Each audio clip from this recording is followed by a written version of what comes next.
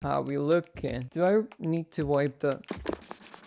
Marhaban, welcome to the first lesson of your Arabic learning journey. My name is Hisham, and I'm here to make learning Arabic easy and a little fun. So Arabic is one of the most spoken languages in the world, with over 400 million speakers across more than 20 countries. It's the official language of countries like Egypt, Saudi Arabia, and the UAE, and many more. But here's a fun fact. Arabic is not just one language. It actually has many dialects. However, in this series, we'll focus on modern standard Arabic, which is the one used in books, news, and formal speech. Now let's talk about the Arabic alphabet. It has 28 letters and it's written from right to left. Now that is a big change if you're used to English, but don't worry, I'll guide you step by step. So, what are we gonna learn in this series? First, we're gonna know how to write and read Arabic. Second of all, we're gonna compare basic and advanced grammar. Then we're gonna cover useful phrases for travel and daily life. So, if you're excited to learn Arabic, make sure to like and subscribe and hit the notification bell so you never miss a lesson. Ready to start? Let's begin with our first lesson, the Arabic alphabet.